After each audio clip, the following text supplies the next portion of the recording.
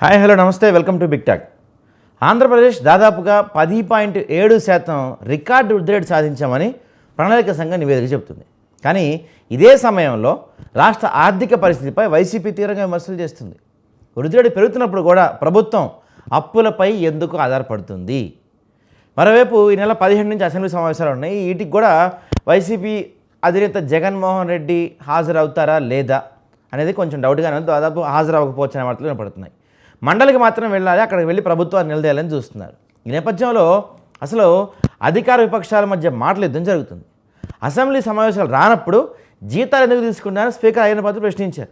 ఇక్కడ చాలా అంశాల గురించి ఈరోజు మనం మాట్లాడాలి. ఇప్పుడు దాదాపుగా 10.7% వృద్ధి రేటు సాధించిన రాష్ట్రం ఎందుకు పదే పదే ప్రతి విషయానికి అప్పులపై ఆధారపడాల్సి వస్తుంది? దాని తర్వాత మరి వృద్ధి రేటు పెరిగింది, ప్రజలపై ఏమన్నా అప్పుల భారం తగ్గిందా, ప్రజలకి డైరెక్ట్గా ఏమన్నా ఉపయోగపడే అంశాలు జరిగాయా అనేది ఒక కీలక అంశం. మరి గత ప్రభుత్వాన్ని టీడీపీ పదే విమర్శించిన కీలక అంశాలు ఏంటంటే, గత ప్రభుత్వం ఇబ్బడిగా అప్పులు చేస్తుందని విమర్శించిన ఇదే టీడీపీ మరి ఈరోజు అప్పులు చేయటాన్ని ఏ విధంగా సమర్థించుకుంటారు? ఇవన్నీ అంశాల గురించి మనం ఈరోజు బిగ్ టాక్లో చర్చిద్దాం. మనతో పాటు వైఎస్ఆర్సీపీ రాష్ట్ర నాయకులు చిట్టా విజయభాస్కర్ గారు. నమస్తే అండి.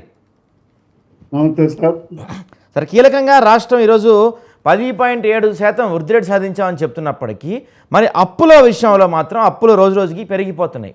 వృద్ధి రేటు సాధించిన మన రాష్ట్రం అప్పులపై ఆధారపడి ఎందుకు నడవాల్సి వస్తుంది?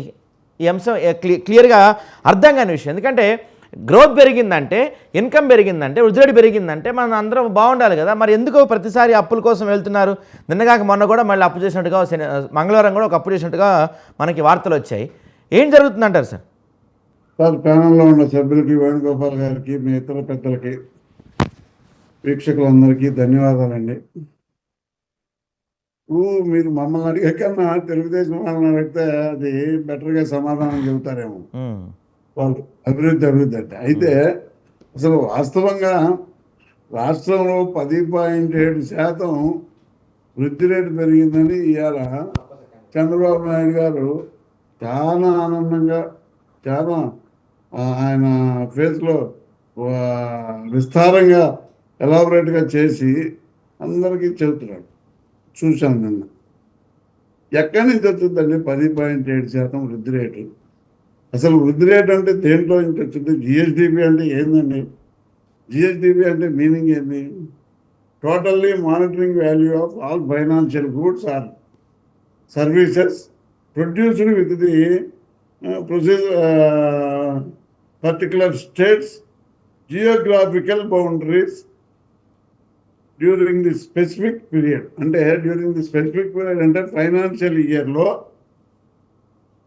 సర్వీస్కి సంబంధించినవి కానివ్వండి, ప్రొడక్షన్కి సంబంధించినవి కానివ్వండి, లేకపోతే పరిశ్రమలకు సంబంధించినవి కానివ్వండి, అగ్రికల్చరల్ ప్రోడక్ట్కి సంబంధించినవి కానీ ఇవన్నిటిని క్యాల్కులేట్ చేసుకొని జిఎస్డిపి అని అంటారు.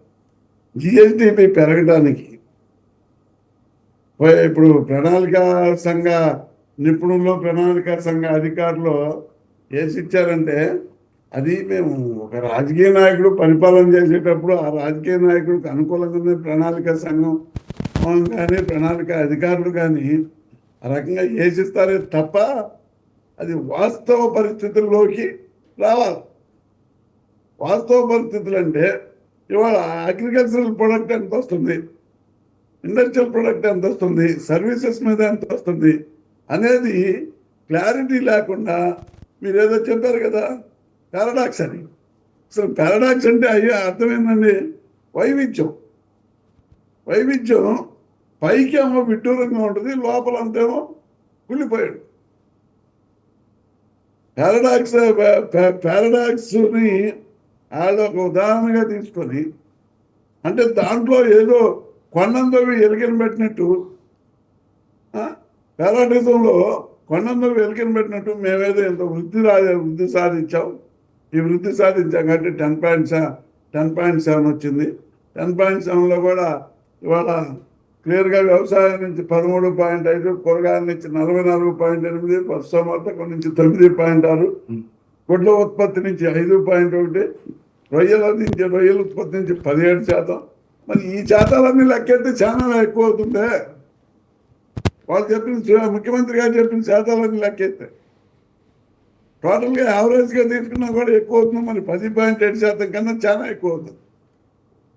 అంటే పైకి వాళ్ళు పారాడాక్స్ పద్ధతి అన్నమాట. వైవిధ్యమైన ప్రకటనలో, విరుద్ధమైన ప్రకటనలో, వాస్తవానికి వ్యతిరేకమైన ప్రకటనలతో ఈ 10.7 జిఎస్టీ రేటు. అవును, ఇవాళ ధరలు ఎందుకు పెరుగుతున్నాయండి? సామాన్యుడు ఎందుకు ఇబ్బంది పడుతున్నాడు? అదొకటి చెప్పమనండి. ఇవాళ సామాన్యుడు ఇబ్బంది పడుతున్నాడా లేదా? కొనుక్కునే కొనుగోలు శక్తి ఉందా లేదా? కొనుగోలు శక్తి అసలు ఉండే పరిస్థితి ఇవాళ రాష్ట్రంలో ఉందా? పెట్టుబడిదారీ ఆర్థిక వ్యవస్థలో ఆర్థిక మాంద్యం ఖచ్చితంగా వస్తుంది. అది ఎప్పుడు కార్ల్ మార్క్స్ గారు ఎప్పుడో చెప్పారు. ఆర్థిక మాంద్యం ఎందుకు వస్తుందంటే పెట్టుబడిదారీ ఆర్థిక వ్యవస్థ పెరుగుతుంది కాబట్టి కొనుగోలు శక్తి తగ్గుతుంది. కాబట్టి కొనుగోలు శక్తి తగ్గినప్పుడు ఆర్థిక మాంద్యం వచ్చింది. ఆర్థిక మాంద్యం వచ్చిన తర్వాత క్రియేటివ్ సైకిల్ అన్నమాట, ద్రవ్యోల్బణం వచ్చేది. అంటే ఇన్ఫ్లేషన్. ఇప్పుడు ఉన్నది ఇన్ఫ్లేషనే కదా. చేసిందే చేసి, పెట్టిందే పెట్టి, రూపాయి పెట్టి 100 రూపాయలు వసూలు చేసుకునే పరిస్థితిలో ఇవాళ రాష్ట్ర ప్రభుత్వం చెప్పుకుంటారు. మాకైతే అభ్యంతరం లేదు. ఎక్కడ ఎందుకు అప్పులు చేయటం? ఎంత 10.7% అభివృద్ధి ఉన్నప్పుడు 10.7% అభివృద్ధి ఉన్నప్పుడు నువ్వెంత అప్పులు చేయాల్సిన పని అవుతుంది? 3,60,000 కోట్లు అప్పు చేశారు. ఇవాళ కార్పొరేషన్ల మీద దాదాపు 2,47,000 కోట్లు అప్పు చేశారు. మళ్ళీ ఈ ఆర్గనైజేషన్స్ ఉన్నాయి, పవర్ కార్పొరేషన్ కానివ్వండి, సివిల్ సప్లైస్ కానివ్వండి, ఇరిగేషన్ కార్పొరేషన్ కానివ్వండి, తర్వాత కాకుకి సంబంధించినటువంటి గవర్నమెంట్ ఆథరైజ్డ్ కార్పొరేషన్ ఎందుకు అప్పులు తెచ్చినట్టు? ఈ అప్పులన్నీ తేవడానికి కారణం ఏంటంటే అదేమంటే జగన్మోహన్ రెడ్డి గారి గవర్నమెంట్లో ఆర్థిక విధ్వంసం జరిగింది. ఆ విధ్వంసాన్ని మేము పోర్చడానికి మేము ఇచ్చేసి ఉంటాం. జగన్మోహన్ రెడ్డి గారి గవర్నమెంట్ 2019 నుంచి 14 వరకు ఎంత అప్పులు చేశారు ఏందనేది మీకు క్లియర్గా తెలియజేశారు. అప్పుడు ఎంత అప్పు మిగిలిందండి? 3 లక్షల కోట్లు మిగిలింది. 3 లక్షల కోట్లు మిగిలితే ఇవాళ నువ్వెంత చేసావు? 2 సంవత్సరాలకి 3,60,000 కోట్లు చేసావు. అపార్ట్ ఫ్రమ్ మార్కెటింగ్ లోన్స్ ఏమో 2,47,000 కోట్లు, 47,000 కోట్లు. కార్పొరేషన్స్ నుంచి మళ్ళీ ఒక 4-5 లక్షల కోట్లు, 4 లక్షల కోట్లు. నిన్న మంగళవారం కూడా దాదాపు 2,500-2,600 కోట్లు అప్పు తీసుకొచ్చారు. నువ్వు ఎక్కడ నువ్వు అభివృద్ధి చూపిస్తున్నావు? ఎట్లా నీ గ్రాస్ రూట్ జిఎస్డిపి పెరిగిందని చూపించగలుగుతారు? ఒక్క విషయం చెప్పండి, ఎట్లా చూపించగలుగుతారు? ఇవాళ మార్కెట్లో ఏది కొనాలన్నా, ఏది తినాలన్నా, ఏది చేయాలన్నా సామాన్యుడికి అందుబాటులో లేని పరిస్థితి. నువ్వు జిఎస్డిపి రేట్ ఎంత పెరిగిందని అంటున్నారే, మరి నువ్వు మార్కెట్ దగ్గర తగ్గించు. అయితే విజయభాస్కర్ గారు ఇక్కడ ఒక చాలా కీలకమైన అంశం. సరే, మీరు ఇన్ని క్వశ్చన్స్ అడుగుతున్నారు కదా, ఇవే క్వశ్చన్స్ అసెంబ్లీకి వచ్చి ఎందుకు అడగరు మీరు? మరి ఇవే క్వశ్చన్స్, ఇప్పుడు మీరు అడుగుతున్న క్వశ్చన్స్ ఏవైతే ఉన్నాయో, ప్రభుత్వాన్ని మీరు అడుగుతున్న ప్రశ్నలు ఏవైతే ఉన్నాయో, ఇవే ప్రశ్నలు మీ నాయకులు అసెంబ్లీకి వచ్చి అడగడానికి ఏంటి ఇబ్బంది మీకు? మాకు ప్రతిపక్ష హోదా ఇస్తే అసెంబ్లీకి వెళ్తామండి. ప్రతిపక్ష హోదా రూల్ ప్రకారం సాధ్యం అవుతుందా? అంటే 11 సీట్లు వచ్చినప్పుడు ప్రతిపక్ష హోదా ఇవ్వద్దు అనేది కోర్టులో వేసామండి. రూల్ ప్రకారం సాధ్యం కాదని మీరు అంటున్నారు. 3 సభ్యులున్న బీజేపీకి ఢిల్లీలో ప్రతిపక్ష హోదా అట్టించాడండి కేజ్రీవాల్. ఇచ్చాడు కదా. సో అది ఇస్తేనే వస్తారు, అది ఇస్తేనే క్వశ్చన్ చేస్తారు, లేకపోతే క్వశ్చన్ చేయరా అసెంబ్లీకి వచ్చి? తమిళనాడు గవర్నమెంట్ లో 4 సభ్యులున్న ఏఐడిఎంకేకి అసెంబ్లీకి పోతే ఏం చేశారంటే పరాభవం చేశారు. అదేవిధంగా మేము ప్రతిపక్ష హోదా ఇవ్వండి, ప్రతిపక్ష హోదా ఇస్తే ప్రతిపక్ష హోదాకి తగ్గట్టు మాట్లాడడానికి సమయం కాదు. అంటే ప్రతిపక్ష హోదా ఇచ్చే వరకు మీరు అసెంబ్లీకి రారు, క్వశ్చన్ చేయరు అనమాట. అయితే ప్రతిపక్ష హోదా కోర్టులో పెండింగ్ ఉందండి. ప్రతిపక్ష హోదా కోర్టులో పెండింగ్ తేలే వరకు మేమైతే అసెంబ్లీకి వెళ్ళం. మాకు కౌన్సిల్లో బలం ఉంది కాబట్టి కౌన్సిల్లో నిర్వహిస్తాం ఖచ్చితంగా. 5 ఏళ్ళు తేలపోతే 5 ఏళ్ళు వెళ్ళరా సార్? ఏమండి, ఈ 5 సంవత్సరాలు తేలపోతే 5 సంవత్సరాలు వెళ్ళరా అసెంబ్లీకి? కోర్టులో తేలదు కదండి. ఈ సంవత్సరంలోపు దాదాపు 2026 ఎండింగ్ లో కోర్టులో తేలే పరిస్థితి ఉంది. రైట్ ఉండే పరిస్థితి లేదు. రైట్ సార్, రైట్ అండి. అది ఇంకా బెంచ్ మీద లిస్ట్ అయితే బెంచ్ మీదకి వచ్చింది. బెంచ్ మీదకి వచ్చిన తర్వాత అది హియరింగ్ చెప్తారు. అటువంటి వాళ్ళు గవర్నమెంట్ తరఫున వాళ్ళు, మా తరఫున మా లాయర్లు హీరింగ్ చెబుతారు, దానికి కోర్టు వారి నిర్ణయానికి కట్టుబడి ఉంటాం, అందులో డౌటే లేదు, నో డౌట్. రైట్ రైట్ అండి. అయితే ఇప్పుడు ఈ జిఎస్డిపి అనేది ఎట్లా సాధ్యం? ఇవాళ ప్రజలు ఎందుకు ఇబ్బంది పడుతున్నారు? ఇంత జిఎస్డిపి వచ్చినప్పుడు ప్రజలకు మద్దతు ధరలు పెంచుతుంది, ఇంకా ధరలు తగ్గించవచ్చు కదా, విద్యుత్ ధరలు తగ్గించవచ్చు కదా, ఎలక్ట్రిసిటీ బిల్స్, నిరుద్యోగం చేయొచ్చు కదా.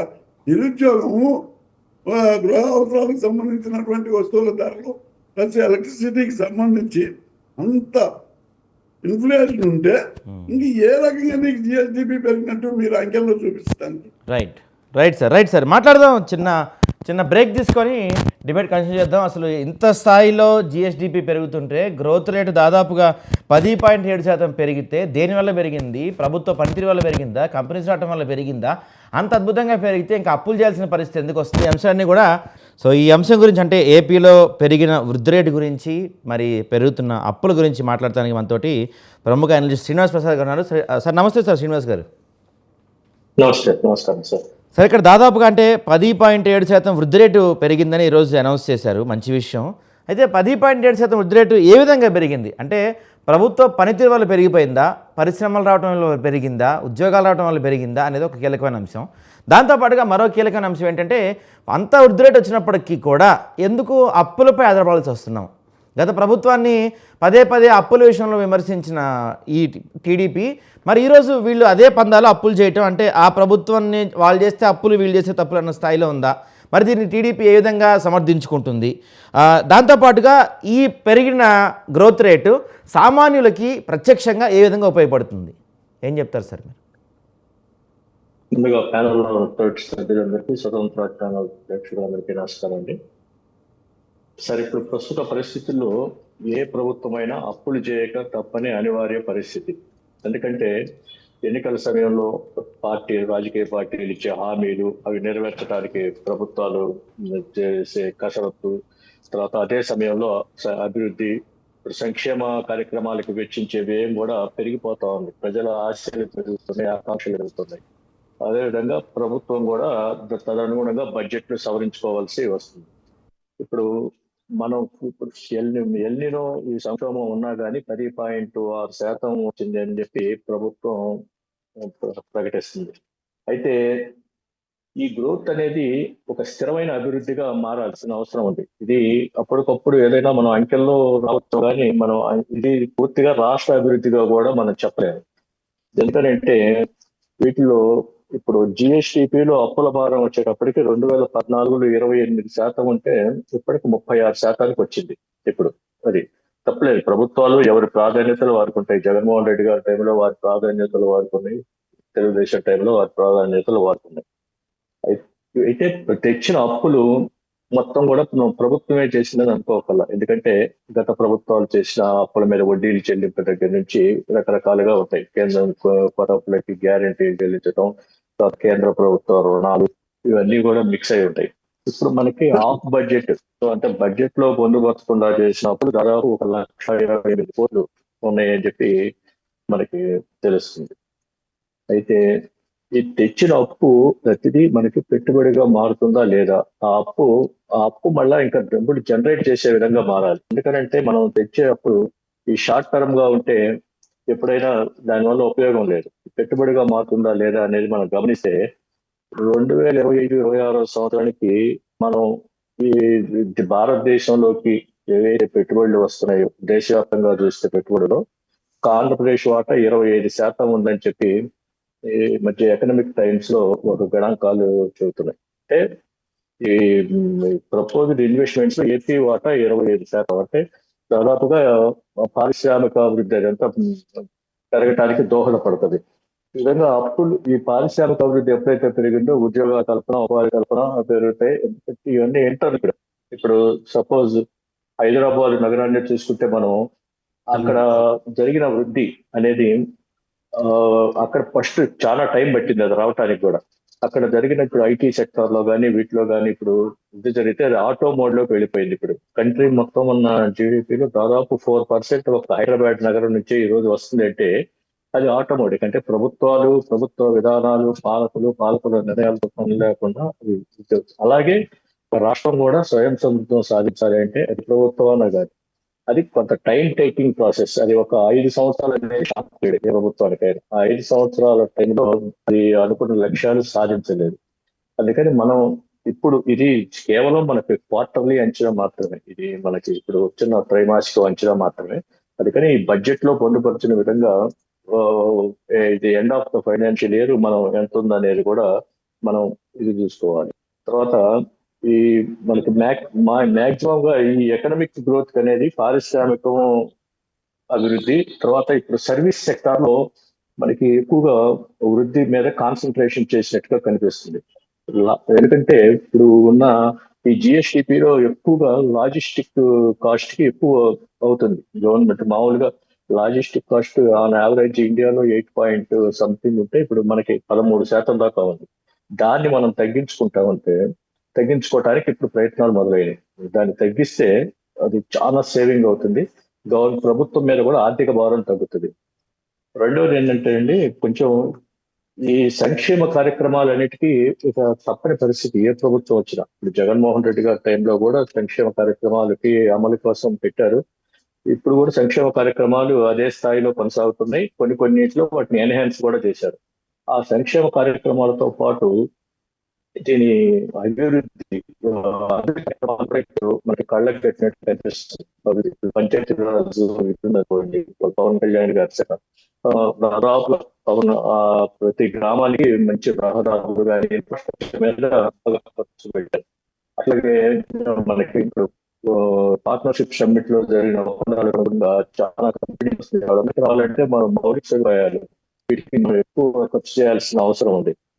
దాని మీద కూడా ఇప్పుడు ఇదంతా కూడా మనకి వేగం కనిపిస్తుంది ఇప్పుడు.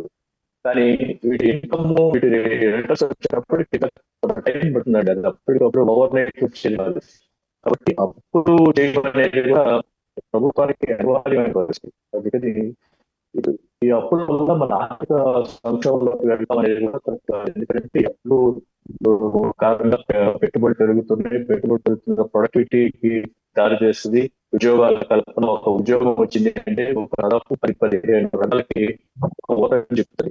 ఉద్యోగం వస్తే ఇప్పుడు రియల్ ఎస్టేట్ రంగం, ఆటోమొబైల్స్, కానీ రకరకాల 15 రంగాలకు పైగా వాటికి ప్రజల కొనుగోలు శక్తి కూడా కొంచెం పెరుగుతా ఉంది. ధరలు పెరుగుతున్న మాట వాస్తవం. ఇందాక వారు భాస్కర్ రెడ్డి గారు చెప్పినట్టుగా ధరలు పెరుగుతున్నప్పటికీ కూడా కొనుగోలు శక్తి కూడా పెరుగుతుంది గతంలో కంటే. ఇప్పుడు కొంచెం ఎందుకంటే మనకు వచ్చే జిఎస్టీ ట్యాక్స్ దానికి ఆ ట్యాక్స్ మనం పరిశీలించుకుంటే ఆంధ్రప్రదేశ్ నుంచి చాలా ఎక్కువగానే వస్తుంది గతంలో కంటే కూడా. కొనుగోలు శక్తి పెరగడం అనేది మంచి కారణం. కాబట్టి ఇప్పుడు ఈ ప్రభుత్వాలు అప్పులు చేయడం అనేది ఒక నిరంతర ప్రక్రియ. దాన్ని ఏదో ఒక టారిఫ్ సిచ్యువేషన్ లాగా మనం ఫేస్ చేసుకొని దానికి వెళ్ళక్కర్లేదు. అయితే ఆ అప్పుడు మనకి సద్వినియోగం లేదా అవి మన పెట్టుబడిగా మారుస్తూనే భవిష్యత్తు అభివృద్ధికి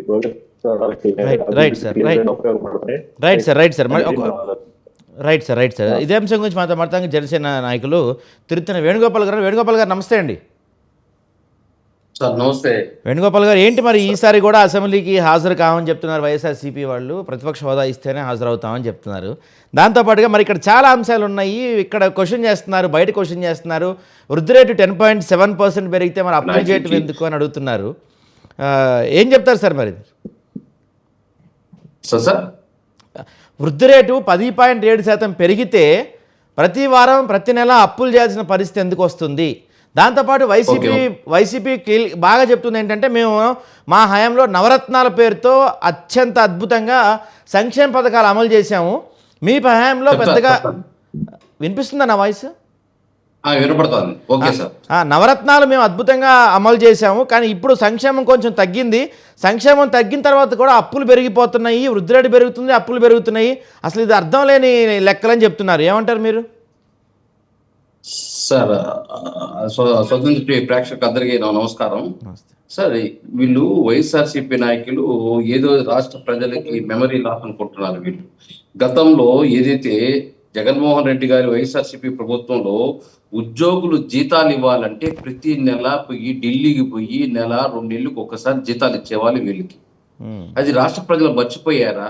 వాళ్ళు డిఏలు అరియర్స్ల కోసము జీతాలు కరెక్ట్ గా ఇరా మహాప్రభు అని చెప్పేసి విజయవాడకి ధర్నాలు చేయకపోతే ఎక్కడికక్కడ హౌస్ అరెస్టులు, వాళ్ళని జైల్లో పెట్టి వాళ్ళపైన కేసులు పెట్టారు. రాష్ట్ర ప్రజలు మర్చిపోయారా? ఉద్యోగులు ఎంత తీవ్రంగా వాళ్ళకి టయానికి జీతం ఇవ్వకుండా ఈరోజు 1వ తేదీ రాకముందే జీతాలు పెన్షన్లు పడిపోతున్నాయి. గతంలో జగన్మోహన్ రెడ్డి గారి ప్రభుత్వంలో ఏ రోజన్నా 1వ తేదీ జీతం వచ్చిందా? 2 నెలలకో 3 నెలలకో జీతం రావాలంటే ఢిల్లీకి పోయినాడు జగన్ అంటారు. ఆడ అప్పు దొరకలేదు అంటారు. ఆడ కేంద్రం అప్పు ఏమి సహాయం చేయలేదు అంటారు. ఆ విధంగా జగన్మోహన్ రెడ్డి గారు 2 నెలలకో 3 నెలలకో జీతాలు ఇచ్చుకొని ఉద్యోగులపైన కేసులు పెట్టి వాళ్ళ జీతాలు అడిగిన దానికి, వాళ్ళ అరియర్స్ అడిగింది, వాళ్ళ డిఏలు అడిగిన దానికి వాళ్ళపైన కేసులు పెట్టే ప్రయత్నం చేశాడు జగన్మోహన్ రెడ్డి గారు. అదే విధంగా 93 కేంద్ర ప్రయోజన పథకాలు ఉంటే వైఎస్ఆర్సీపీ ప్రభుత్వంలో బ్లాక్ లిస్ట్ లో పెట్టడం జరిగింది కేంద్ర ప్రభుత్వం. ఎందుకంటే దానికి సరైన గ్రాంట్లు రిలీజ్ చేయకుండా దాదాపు 14,491 కోట్లు గ్రాంట్లు రిలీజ్ చేయకుండా నిలిచిపోయాయి. మళ్ళీ ఈ రోజు వీళ్ళు నీతులు చెప్తున్నారు, మేము పరిగెత్తిచ్చాము అంటే పరిగెత్తిచ్చారు కాబట్టి 11 సీట్లు ఇచ్చారు.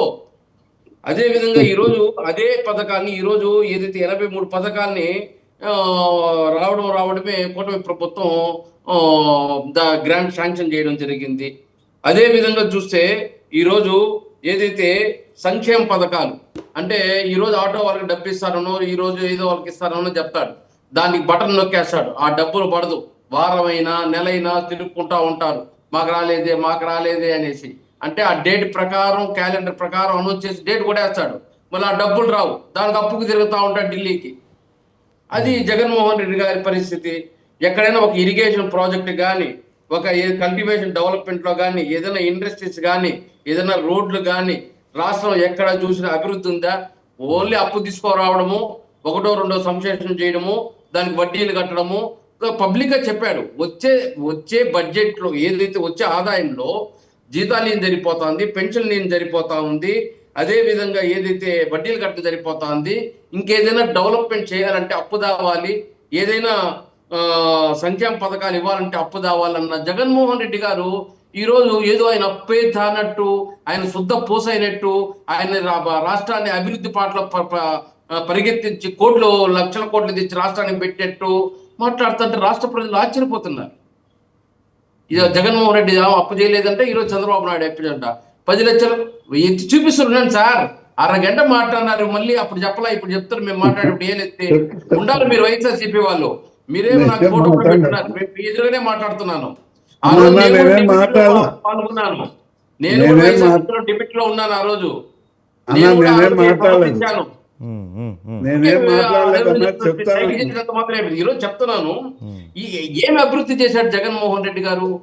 ఆ అభివృద్ధి చేస్తుంటే ఈరోజు అసెంబ్లీకి వచ్చి చెప్పాలి, నేను ఇన్ని లక్షల కోట్లు తెచ్చాను, ఇంత అభివృద్ధి చేశాను, ఇంత పర్సంటేజ్ వచ్చింది ఆదాయము, ఇంత అప్పులు నేను తెచ్చింది ఇంత, నేను ఆదాయం చేసింది ఇంత, నేను ఉద్యోగస్తులకి ఈ మేలు చేశాను, రైతులకి ఈ మేలు చేశాను, అదేవిధంగా పెన్షన్లకి మేలు చేశాను, సంక్షేమం ఈ పథకాలు ఇచ్చాను, టయానికి చెప్పిన క్యాలెండర్ ప్రకారం ఇచ్చాను, క్యాలెండర్ ప్రకారం ఉద్యోగాలు ఇచ్చాను, నా ప్రభుత్వంలో ఎన్ని కంపెనీలు వచ్చినాయో, ఎన్ని పెట్టుబడులు వచ్చినాయో చెప్పాలి. అవన్నీ ఎందుకు 11 మంది ఒకరు కూడా పోలే, ఒక ఎమ్మెల్యేలు పోయినారు కొన్ని స్టేట్ లో. ఆ రోజు చంద్రబాబు నాయుడు గారు 23 మందిని 5-6 మందిని పెరుక్కుంటే నీ కనీసం ప్రతిపక్ష పాత్ర హోదా కూడా ఉండదని చెప్పి, నేను ఉండాలని చెప్పి నీ 5-6 మందిని పెరుక్కోలేదని చెప్పాడు జగన్మోహన్ రెడ్డి గారు.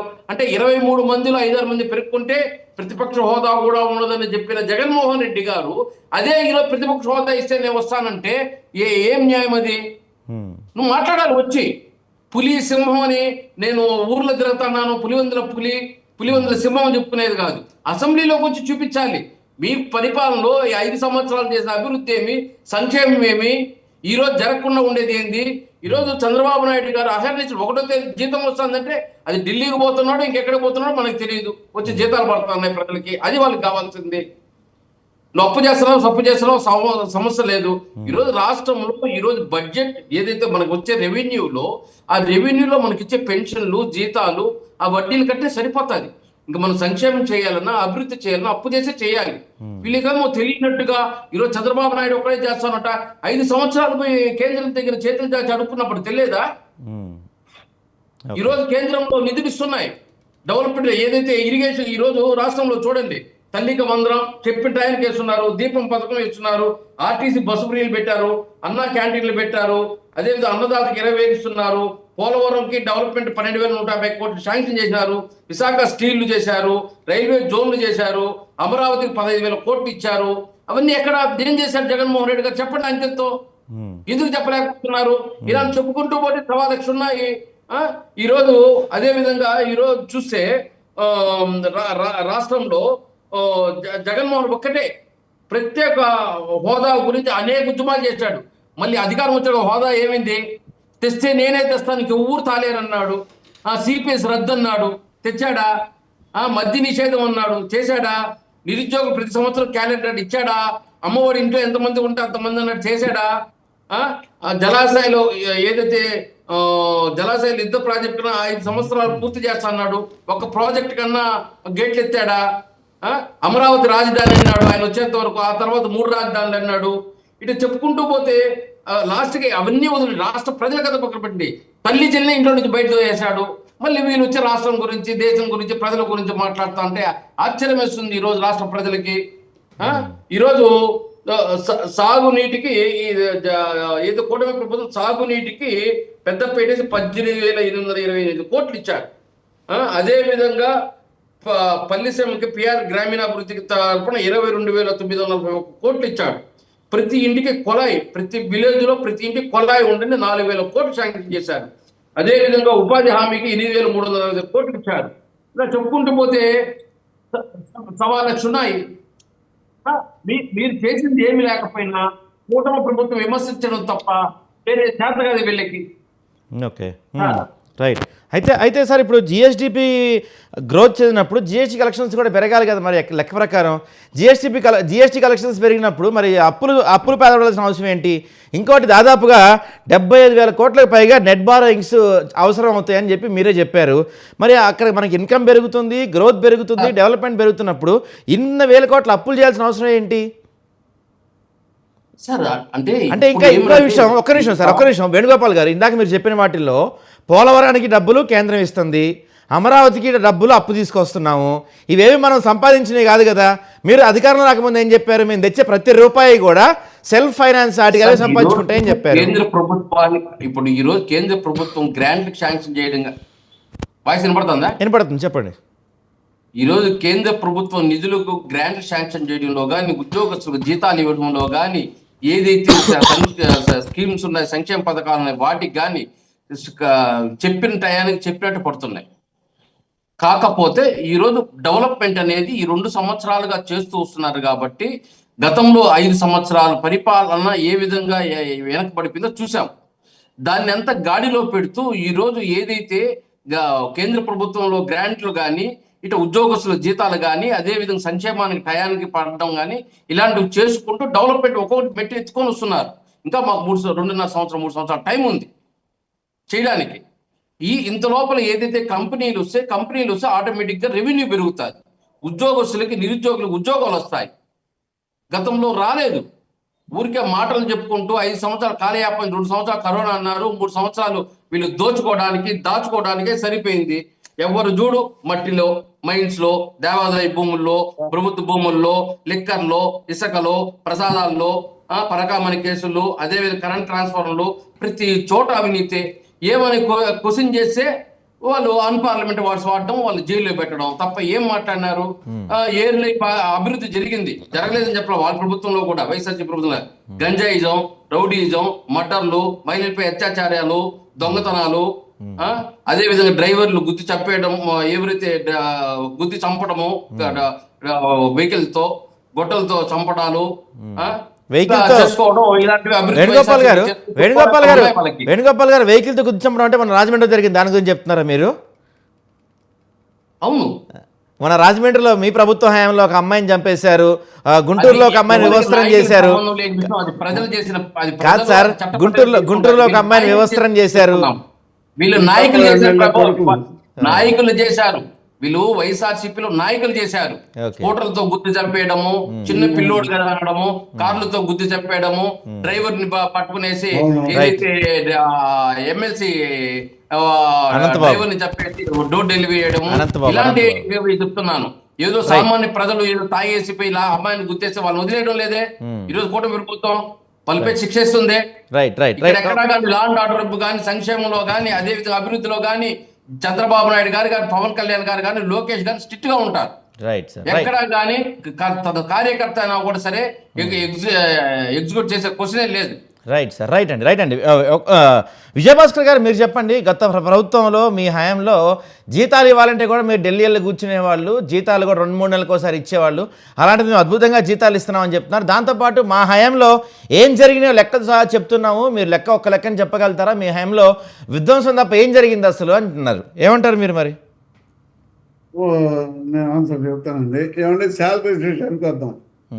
శాలరీస్ విషయంలో నువ్వు నేను చెప్పేది కాదు, గవర్నమెంట్ లెక్కలు ఉన్నాయి, గవర్నమెంట్ గణాంకాలు ఉన్నాయి, గవర్నమెంట్ వాళ్ళు ఇచ్చినటువంటి ఈ బిల్స్ రిసిప్ట్స్ అన్నీ ఉన్నాయి. ఎప్పుడు ఏ నెలలో 2-3 నెలలకు ఇచ్చారో గోపాల్ గారు దానికి సమాధానం చెప్పారా?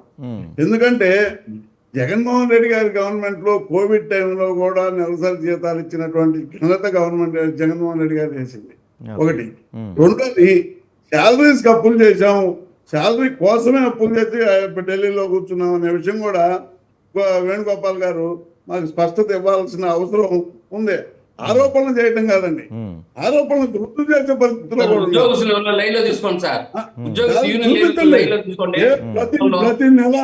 ప్రతి నెల మా గవర్నమెంట్ లో ప్రతి నెల మొదటి వారంలోనే తీసుకున్నారు. అది మీకు కూడా తెలుసు. అప్పుడు మీరు మా గవర్నమెంట్ లోనే, మీరు మా పార్టీలోనే ఉన్నారు.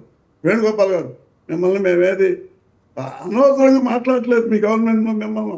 అయితే మీరేదో ఇంకోటి అన్నారు, అమరావతి అభివృద్ధికి అన్నారు. 50,000 కోట్లు తెచ్చారు, అప్పు తెచ్చారు. దాన్ని గ్రాంట్గా మార్చమనండి.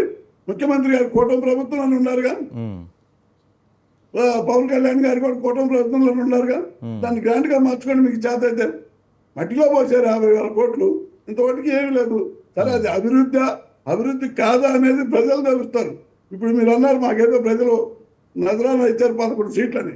మాకు 11 సీట్లే ఇచ్చారు, 40% ఓట్ షేర్ ఉందో మేము తెలుసుకుంటాం.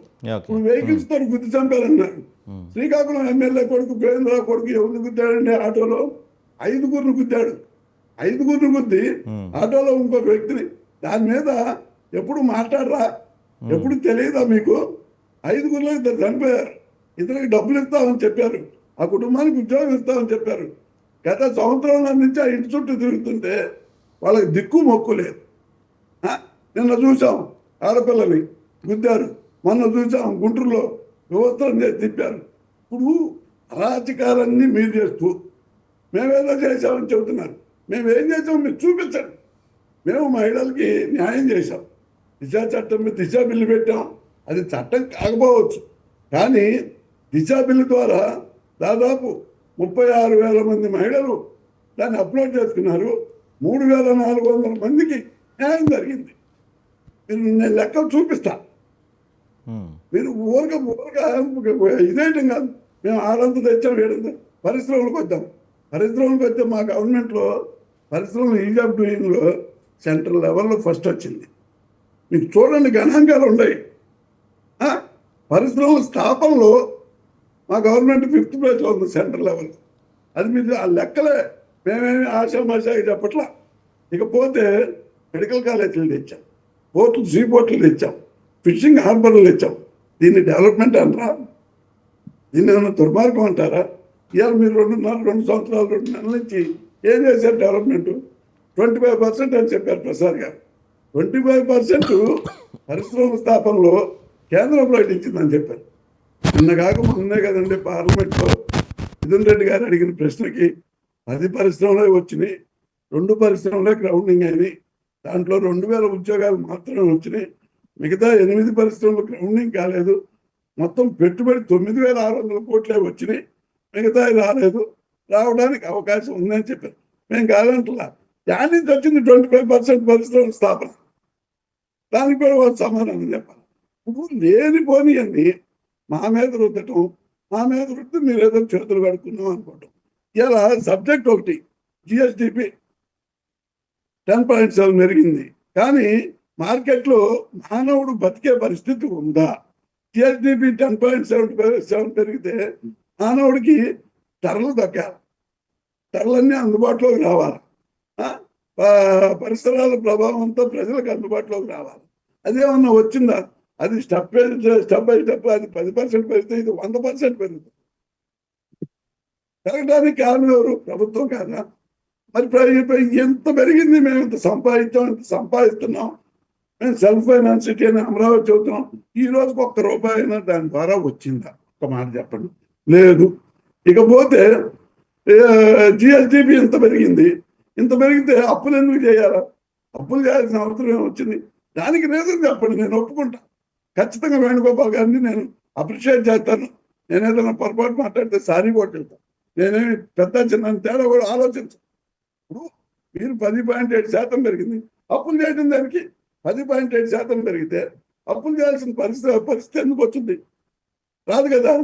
ఊరక కాగితాల్లో లెక్కలు చూసుకొని ఆనందపడి ఆ రోజు పబ్బం కట్టుకునే పరిస్థితి ఇవాళ చంద్రబాబు నాయుడు ఇవాళ చేసేది కాదండి. ముఖ్యమంత్రి గారు గతంలో చేసినప్పుడు కూడా. విజయభాస్కర్ గారు ఒక్క నిమిషం అండి, విజయభాస్కర్ గారు ఒక్క నిమిషం. వేణుగోపాల్ గారు స్ట్రైట్ క్వశ్చన్ అడుగుతున్నారు, అవసరమైతే మీకు సారీ కూడా చెప్తా అంటున్నారు. మరి జిఎస్డిపి అంత 10.7% పెరిగితే అప్పులు చేయాల్సిన అవసరం ఏంటి? స్ట్రైట్ క్వశ్చన్ చెప్తారా సార్? ఇప్పుడు ఏ రాత్రికి రాత్రే 10 లక్షల కోట్లు అప్పు ఉంటే తీరిపోతుందా? ఈరోజు భారతదేశం చూసినా, ప్రపంచ దేశాలు చూసినా, ఎవరు చూసినా ఈ రోజు అప్పులతోనే దేశాలు నడుపుతున్నారు, రాష్ట్రాలు నడుపుతున్నారు. అలాంటిది ఏదో జిఎస్డిపి పెరిగినంత మాత్రాన అప్పులు లేకుండా ప్రభుత్వం నడిపేస్తుందని చెప్పేసి అసలు వీళ్ళు ఏ విధంగా మాట్లాడుతున్నారో అయితే ఆశ్చర్యంగా ఉంది నాకు. రైట్, ఒక్క నిమిషం ఆగండి. మీరు శ్రీనివాస్ గారు అప్పులతోనే పోతున్నాయి సార్, ఒక్క నిమిషం ఆగండి. కావాలంటే అప్పు చేయాలి, కానీ జగన్మోహన్ రెడ్డికి అప్పే దొరకలేదు, ఇంకా డెవలప్మెంట్ చేయలేదు. ఆ ఉద్యోగస్తులు ఒక వేణుగోపాల్ గారు ఒక్క నిమిషం. కాదు వేణుగోపాల్ గారు కనెక్ట్ చేయండి సార్, ఫోన్ లో బాధ్యత చెప్పించండి. ఏ విధంగా ధర్నాలు చేశారు, విజయవాడలో పోయి వాళ్ళ పైన ఏ విధంగా కేసులు పెట్టారు కనెక్ట్ చేయండి. ఎవరినుంటే కనెక్ట్ చేయండి సార్, ఎవరినుంటే కనెక్ట్ చేయండి. ఒక నిమిషం. ఈరోజు డిఎస్సి బాధితులు ఎవరు వచ్చి ఉద్యమాలు చేయలేదు, ధర్నాలు చేయలేదు. చేస్తా ఉండేది ఎవరు? వీళ్ళు ఎమ్మెల్యేలు, ఎక్స్ఎమ్మెల్యేలు, ఎక్స్ మినిస్టర్లు, కార్యకర్తలు, నాయకులు వీళ్ళు చేస్తున్నారు. ఎవరైనా డిఎస్సి ఎవరైతే అటెండ్ అయినారో వాళ్ళు వచ్చి ధర్నాలు చేస్తున్నారు. కాదు అదే గెలిచిన ఏదైతే వాళ్ళకి డిఎస్సి వేణుగోపాల్ గారు సబ్జెక్ట్ మనం పక్క వెళ్ళిపోతాం, దాని గురించి మళ్ళీ మాట్లాడదాం. వీళ్ళు చెప్పేవన్నీ ఇలాంటివి జిఎస్డిపి పెరిగిందంటే రాష్ట్రం అప్పులు లేదు, 10 లక్షల కోట్లు అప్పు తెచ్చేసాడు చంద్రబాబు నాయుడు. రైట్, ఒక్క నిమిషం సార్, ఒక్క నిమిషం. శ్రీనివాస్ గారు మీరు చెప్పండి. శ్రీనివాస్ గారు వైసీపీ వాళ్ళు అడుగుతున్నారు, 10.7% గ్రోత్ రేట్ పెరిగినప్పుడు అప్పులు చేయాల్సిన అవసరం ఏంటి? దాంతోపాటుగా 25-26కి అనుకుంటారు సబ్జెక్టు కరెక్షన్, దాదాపుగా 75,000 కోట్ల పైగా నెట్ బారింగ్స్ అవసరం అవుతాయి అని చెప్పి వీళ్ళు చెప్పిన నివేదికలో ఉంది. ఇక్కడ కీలక అంశం ఏంటంటే, మరి అంత శాతం జిఎస్టీ పెరిగినప్పుడు జిఎస్టీ వసూలు కూడా పెరగాలి. మనకి జిఎస్టీ వసూలు పెరిగినప్పుడు మరి నెట్ బారింగ్స్ 75,000 కోట్ల అవసరం ఏంటి? ఇంకోటి వేణుగోపాల్ గారు చెప్తున్నారు, ఇది ఇప్పుడు పెరిగినంత మాత్రం ఒక్కసారిగా రాత్రి అప్పులు తీరిపోవు కదా, అప్పులు చేయాల్సిన అవసరం ఉంటుంది అంటున్నారు. అంటే గ్రోత్ రేట్ పెరిగితే అప్పులు చేయాల్సిన అవసరం ఉంటుందా? మీరు చెప్పండి సార్. అప్పులు చేయడానికి తప్పదండి, ఎందుకంటే గ్రోత్ రేట్ పెరిగినంత మాత్రాన మాకు గ్రోత్ ఎంతవరకు చాలు అని సీలింగ్ వేసుకోలేదు కదా ఏ ప్రభుత్వం అయినా. ఇంకా కొత్తగా ఇంకా అభివృద్ధి చేయాలి అనే ఉద్దేశంతో భవిష్యత్ అభివృద్ధి కోసం ఇప్పుడు పెట్టుబడులు పెట్టవచ్చు. ఇప్పుడు ఇందాక వారు అన్నారు కేంద్ర ప్రభుత్వం అని చెప్పింది 25% వాటా ఉందని చెప్పి. నేను చెప్పింది కేంద్ర ప్రభుత్వం అనలేదు, ఎకనామిక్ టైమ్స్ లో వచ్చింది 25% ప్రపోజ్డ్ ఇన్వెస్ట్మెంట్స్ లో ఆంధ్రప్రదేశ్ వాటా 25% ఉండేది. అది బ్యాంక్ ఆఫ్ బరోడా నివేదిక ఆధారంగా ఎకనామిక్ టైమ్స్ లో ప్రచురితమైంది. దానిలో ఇప్పటికే 2,86,000 కోట్లు ఈ లార్జ్ అండ్ మేజర్ ఇండస్ట్రీస్ లో గ్రౌండ్ అయ్యి, ఎంఎస్ఎంఈలో 60,000 కోట్లు గ్రౌండ్ అయ్యింది. ఇప్పుడు మనకి వృద్ధి రేటు పెరిగింది కదా అని చెప్పేసి మనం వీటన్నిటిని ఆపుకొని కూర్చోలేం కదా. ఈ ఇన్వెస్ట్మెంట్స్ అవసరమైన మౌలిక సదుపాయాలు కంపల్సరీగా ప్రొవైడ్ చేయాలి, అది గవర్నమెంట్ బాధ్యత. అందుకని అప్పులు ఎంత పెరిగినాయో ఆ అప్పులు సద్వినియోగం అవుతున్నాయో లేదా అనేది చూడాలి. కానీ అసలు అప్పులు తేకూడదు, అప్పులు లేకుండా ఉండకూడదు అనేది కూడా కరెక్ట్ కాదండి. అప్పులు సద్వినియోగం అవుతున్నాయి, అది ప్రజల మీద భారం పడకుండా దాన్ని అది ఉత్పాదక శక్తిగా ఏ విధంగా మార్చాలి, అది ప్రభుత్వానికి ఆదాయ వనరుగా ఏ విధంగా మారుతుంది తర్వాత రోజుల్లో అనే దాన్ని మనం ఆ యాంగిల్లో చూడాలి. కానీ మనకి రేటు పెరిగినంత మాత్రాన అప్పులు చేయకూడదు అనేది అది కూడా కరెక్ట్ కాదు. ఎందుకంటే అభివృద్ధి అనేది ఒక నిరంతర ప్రక్రియ. సార్, దాంతోపాటు శ్రీనివాస్ గారు దాంతోపాటు ఇందా నుంచి డిబేట్ నడుస్తున్న ఒక కీలకమైన క్వశ్చన్ ఏంటంటే, గత ప్రభుత్వంలో అసలు 2 నెలలకు ఒకసారి 3 నెలలకు ఒకసారి జీతాలు ఇచ్చేవాళ్ళు ఎంప్లాయీస్ అందరూ రోడ్ల మీదకి వచ్చి ధర్నాలు చేస్తే తప్ప జీతాలు వచ్చే పరిస్థితి లేదు అని చెప్తున్నారు. మీరు చెప్పండి సార్, నిజంగా జరిగింది ఆ టైంలో అట్లా? అంటే జీతాల కోసం డిమాండ్ చేసిన మాట మాత్రం వాస్తవమేనండి. జీతాలు కూడా కాదు, అప్పుడు ఈ వేతన సవరణ కమిషన్ DA వాటి కోసం కూడా పెరిగింది. దానికి కూడా జీతాలు మాత్రం కొంచెం ఇబ్బందికరంగానే మారింది గత ప్రభుత్వంలో. ఆర్థిక పరిస్థితి వల్ల కానివ్వండి, ఏ కారణం వల్ల కానీ, అది మాత్రం వాస్తవమేనండి. Okay okay sir. సక్రమంగా రాలేదని ఉద్యోగ సంఘాలు ఆరోపించినాయి. అప్పుడు వాళ్ళకి ఫైనాన్స్ వేతన సవరణ సంఘం అట్లాంటివి కూడా వేయలేదనేది కూడా వారు అప్పట్లో ఆరోపించారు. వాళ్ళు ధర్నాలు చేశారు, ఉద్యమాలు చేశారు. అవునవునవునవును. అయితే సార్ ఇప్పుడు ప్రధానంగా ఈ GSDP పెరుగుదల డైరెక్ట్గా కామన్ మ్యాన్కి ఏమన్నా బెనిఫిట్ అవుతుందా?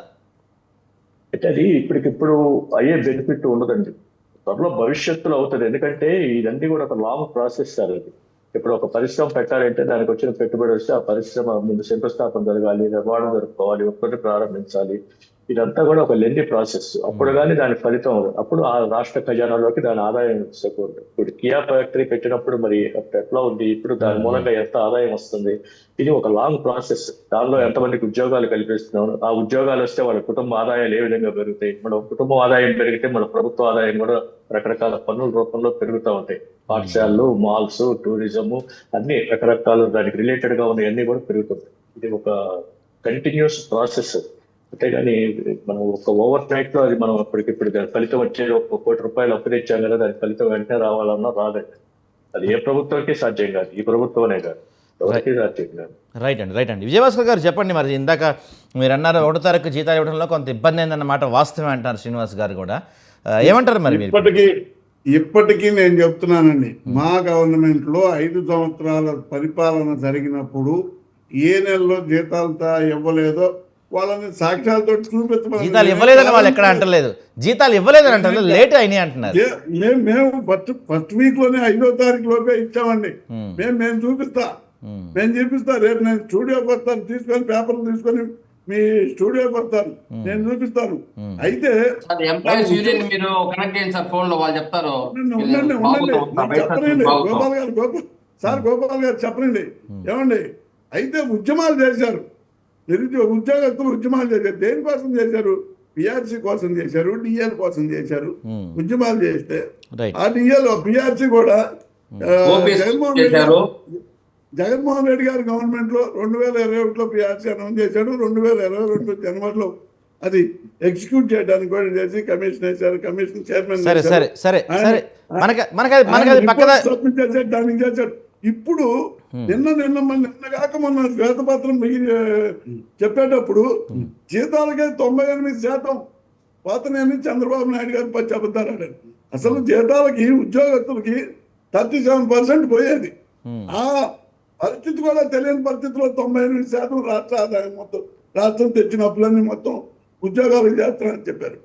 వాళ్ళకి మొన్న సబ్ కమిటీ చేసి వాళ్ళ ఉద్యోగాల కోరికలు తీరుస్తామని చెప్పి ఏ కోరికని ప్రస్తావించకుండా మధ్య పెడతా తిరుగుతుంటే వాళ్ళు రేపు మళ్ళీ 15వ తారీఖు తర్వాత నుంచి వాళ్ళ కార్యాచరణ ప్రకటిస్తా ఉన్నారు. విజయభాస్కర్ గారు ఇక్కడ ఒక కీలకమైన విషయం ఏంటంటే వాళ్ళు అడుగుతుంది, ఇప్పుడు GSDP 10.7 వచ్చింది అంటే తెల్లారిపాటికి అది గ్రోత్ వచ్చేస్తుందని కాదు, పెరుగుతుంది ఒకేసారి దట్టు ఇప్పుడు దేశానికే అప్పులు చేసే పరిస్థితి ఉంది, అప్పులు చేయకుండా ఏ ప్రభుత్వం నడవదు అని చెప్తున్నారు. మీరేమో అప్పులు చేసేస్తారా? 100% అప్పు లేకుండా ఏ రాష్ట్రం నడవదు, దేశం నడవదు, నేను కూడా ఒప్పుకుంటా. కానీ ఇప్పుడు ఇవాళ GSDP 10.7 పెరిగిందంటే ప్రభుత్వానికి ఆదాయం వస్తున్నట్టే కదండి. అవును, ఆదాయం వస్తేనే కదా అది పెరుగుతున్న ప్రొడక్టివిటీ పెరిగితేనే కదా. అసలు GSDP అంటే ఏంటండి? ప్రొడక్టివిటీస్ మీద వచ్చేటటువంటి పర్సెంటేజ్ GSDP. ఆ ప్రొడక్టివిటీ అగ్రికల్చర్ కానివ్వండి, ఎకనామిక్స్,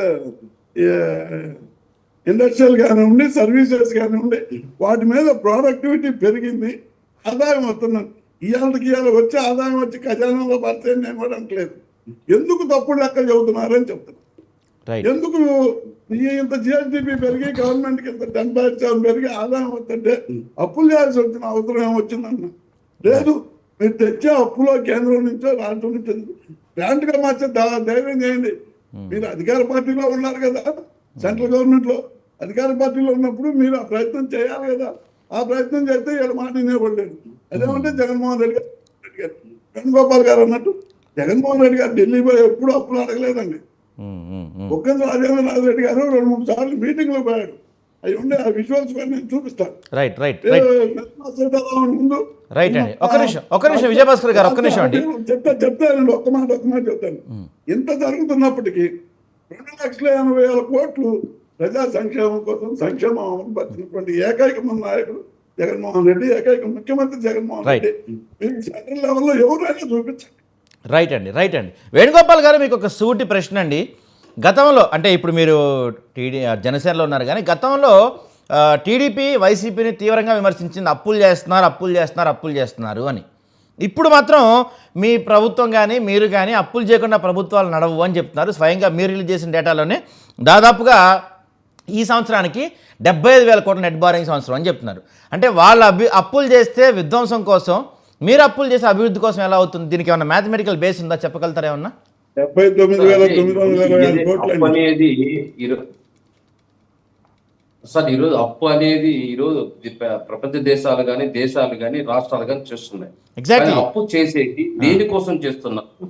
ఈ రోజు అభివృద్ధి ఏమైనా కనపడిందా? గతంలో చూసాం జగన్మోహన్ రెడ్డి గారి ప్రభుత్వంలో అది చేస్తానం ఇది చేస్తానం క్వశ్చన్ చేసిన జైల్లో పెట్టడం తప్ప, లేదా అపార్ట్మెంట్స్ తిట్టడం తప్ప ఎక్కడైనా పలానా అభివృద్ధి జరిగింది వాళ్ళు చెప్పిన దానికి. ఈరోజు ఉండవల్లి గారు కూడా అడిగారు, ఏందయ్యా మీరు టీవీ డిబేట్లకు వచ్చేవాళ్ళు, మీ నాయకులు అన్పార్లమెంట్స్ మాట్లాడతారు, ఆ రోజు అధికారం ఉండేటప్పుడు ఇట్టే పోగొట్టుకున్నారు అన్పార్లమెంట్ వాడి.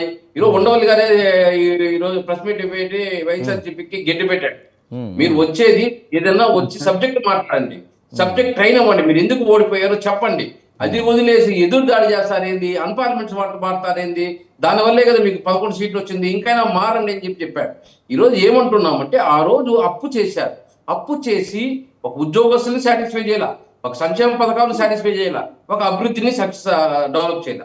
ఈరోజు కూటమి ప్రభుత్వం సంక్షేమం ఇస్తూ, అదేవిధంగా డెవలప్మెంట్ చేస్తూ, అదేవిధంగా లా అండ్ ఆర్డర్ కంట్రోల్ చేస్తూ, ఈరోజు ప్రాజెక్టులు, ఇరిగేషన్ ప్రాజెక్టులు, అదేవిధంగా కంపెనీలు తీసుకురావడంలో కానీ ఈరోజు ఏదైతే ప్రతి రూపాయిని ఏదైతే ప్రజలకు ఉపయోగపడే పథకాలకు కానీ ప్రజలకు ఉపయోగపడే డెవలప్మెంట్లు కానీ చేస్తున్నారు. గతంలో జరిగాయ్యా? గతంలో జరగలేదే.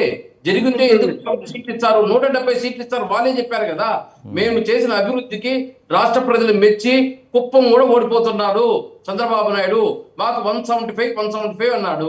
మరి అభివృద్ధి చేసేట 175 రావాలి కదా, ఎందుకు రాలేదు? ప్రతిపక్షాలు విమర్శిస్తాయి, ఓకే. ఈ రోజు కూటమి ప్రభుత్వం విమర్శిస్తుంది, ఓకే. మరి రాష్ట్ర ప్రజలు ఎందుకు గుర్తించలేదు మీ అభివృద్ధిని, మీ సంక్షేమాన్ని, మీరు చేసిన కంట్రోల్ లా అండ్ ఆర్డర్ ని ఎందుకు గుర్తించలేకపోయారు? మాకు జవాబు చెప్పాలి, ప్రజలకు జవాబు చెప్పాలి కదా. అంటే వేణుగోపాల్ గారు అభివృద్ధి కాదు, వేణుగోపాల్ గారు అభివృద్ధి గెలుపోవడంలోకి డిసైడ్ చేస్తుంది. అంటే 2014 నుంచి 19 కాలంలో టీడీపీ కూడా అభివృద్ధి చేశామని చెప్తే మరి ఎందుకు ఓడిపోయారు టీడీపీ? అప్పుడు 23 సీట్లకి ఎందుకు పరిమితమైంది అప్పుడు టీడీపీ అభివృద్ధి చేస్తుంటే? వాళ్ళు ఈవీఎంల పై వేసేసారా? ఆ రోజు కూటమి ప్రభుత్వం ఏమన్నా, ఆ రోజు తెలుగుదేశం కానీ లేదా పవన్ కళ్యాణ్ గారు కానీ లేదా బీజేపీ కానీ ఈవీఎంలు తప్పు, ఈవీఎంల వల్ల మేము ఓడిపోయామని చెప్పాడా? లేదు, మేము పొరపాటు చేశాము, మేము బయట అన్ని బాగున్నాయి అనుకున్నాము, మేము తప్పు చేశాము, ఈ పొరపాటు ఇంకోసారి రాదని చెప్పేసి మళ్ళీ వాళ్ళు ఏదైతే ప్రతిపక్ష పత్రం పోషించారు, అసెంబ్లీకి వచ్చారు, క్వశ్చన్ చేశారు, ఆ డెవలప్మెంట్ల గురించి వాళ్ళు చేసిన డెవలప్మెంట్లు ప్రతిపక్షాలు విమర్శించడం అన్ని జరిగాయి. ఇక్కడ ఎందుకు మీ బాధ్యత మీరు వహించడం లేదు అని అడుగుతున్నాం. రైట్ అండి. శ్రీనివాస్ గారు, చట్టసభలు ఉన్నాయో మనల్ని ఎక్కడ ప్రజలు గెలిపించారో ఆ చట్టసభలోకి వచ్చి మనం క్వశ్చన్ చేయాల్సింది పోయి మీడియా ముందు వచ్చి ప్రశ్నిస్తారు, ప్రెస్ మీట్ వచ్చి ప్రశ్నిస్తారు, 18 సంవత్సరాల పిల్లోడు చంపే వచ్చని చెప్తాడు. రైట్ అండి. వేణుగోపాల్ గారు, ఒక్క నిమిషం. శ్రీనివాస్ గారు, ఫైనల్గా మీరు కంక్లూడ్ చేయండి సార్. అంటే ఈ లెక్కలు, ఈ పార్టీల గొడవలు పక్కన పెడితే ఫేర్గా ఆంధ్ర రాష్ట్ర పరిస్థితి ఎలా ఉంది ఇప్పుడు ఆర్థికంగా? ఆర్థికంగా అంటే అంత ఆరోగ్యకరంగా ఉందని మాత్రం చెప్పలేమండి. ఎందుకంటే అభివృద్ధి కార్యక్రమాలు కొంచెం ఎక్కువగా పెద్ద ఎత్తున జరుగుతున్నాయి. ఇది ఒక సెల్ఫ్ సస్టైన్ స్టేట్ గా తీర్చిదిద్దాలనే క్రమంలో అభివృద్ధి కార్యక్రమాలు కూడా కొంచెం ఎక్కువగా జరుగుతున్నాయి. దానివల్ల ఎక్కువ అప్పులు కూడా చేయాల్సి వస్తుంది. అప్పులు చేయక అనివార్య పరిస్థితి. అందుకని అయితే ఇప్పటికిప్పుడు పరిస్థితి ఆందోళనకరంగా అయితే ఏమి లేదు. ఇది అవాంఛనీయమే కానీ ఆందోళనకరమైనది అయితే మాత్రం కాదండి. ఇది రెక్టిఫై అవుతుంది. ఎందుకంటే భవిష్యత్తులో దాని ఫలితాలు రాగానే ఆ ప్రభావం రాష్ట్రం మీద, రాష్ట్ర ప్రజలకు కూడా ఫలితాలు అందుతాయి. రైట్ అండి. విజయభాస్కర్ గారు, కంక్లూడ్ చేయండి సార్. మీరు చెప్తున్నారు ఇందాకండి హలో, చెప్పండి చెప్పండి చెప్పండి త్వరగా.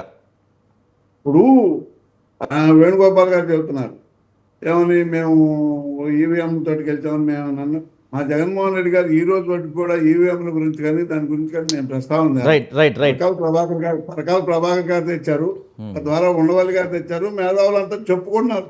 మేము ఈ రోజు కూడా మేము ఓడిపోయాం, ప్రజలు మమ్మల్ని ఓడించారనే దాని మీదనే మేము డిపెండ్ అయి ఉన్నాం. అంత తప్పితే మేమేమి ఈవీఎం బ్లేమ్ చేసామని మేమేమి ఎక్కడ చెప్పలేదు. మా నాయకుడు అసలు దానికి పూర్తిగా వ్యతిరేకి. Right sir. సో మొత్తానికైతే సంక్షేమ పథకాలు ఇచ్చాము, ఇచ్చిన ప్రజలు మనకు ఓట్లేదు. నిన్ననే జయప్రకాష్ నారాయణ గారు ఒక ఇంటర్వ్యూలో చెప్పారు, తెలుగుదేశం ప్రభుత్వం ఇప్పుడు కూటమి ప్రభుత్వం కన్నా జగన్మోహన్ రెడ్డి గారి ప్రభుత్వం బెటర్, ఆర్థిక విధ్వంసం ఇప్పుడు జరుగుతుంది అని జయప్రకాష్ నారాయణ గారు చెప్పారు. మీకు రైట్ సార్. రైట్ విజయభాస్కర్ గారు, థ్యాంక్స్ అండి. సో మొత్తానికైతే ఇప్పుడు దాదాపుగా 10.7% వృద్ధి రేటు పెరిగినంత మాత్రాన ఒక్కసారిగా అప్పులు తీరిపోతాయని కాదు, అప్పులు చేయకుండా ఏ ప్రభుత్వాలు అనవని చెప్తున్నారు టీడీపీ వాళ్ళు, అది అధికార పక్షం వాళ్ళు. మరి గతంలో ఇదే అధికార పక్షం వైసీపీ అప్పులు చేసినప్పుడు మాత్రం తీవ్రంగా విమర్శించారు. దాంతోపాటు ఈ తొందరలో మొదలవుతున్న అసెంబ్లీ సమావేశాలకి ఈసారి కూడా జగన్మోహన్ రెడ్డి హాజరవ్వరు, ప్రతిపక్ష హోదా ఇస్తే మాత్రమే హాజరవుతారని చెప్తున్నారు. మరి ఇదైతే కరెక్ట్ పద్ధతి కాదు. ఎందుకంటే ఒక్క సీట్ వచ్చినా 2 సీట్లు వచ్చినా అసెంబ్లీకి హాజరవడం అనేది ఇంపార్టెంట్, ఎందుకంటే ప్రజలు గెలిపించారు కాబట్టి. అయ్యన్న పాత్రిక గారు కూడా చెప్తున్నారు అసెంబ్లీకి వస్తేనే శాలరీ ఇస్తాం, లేకపోతే శాలరీ కట్ చేస్తాం అని కూడా చెప్తున్నారు. దాని గురించి మరి చూడాలి అలాంటి ఆప్షన్ ఉందో లేదో. మొత్తానికైతే ఇది వాళ్ళ బిగ్ టాక్లో అంశం. రేపు బిగ్ టాక్లో మళ్ళీ కలుసుకుందాం. Keep watching TV. Thank you.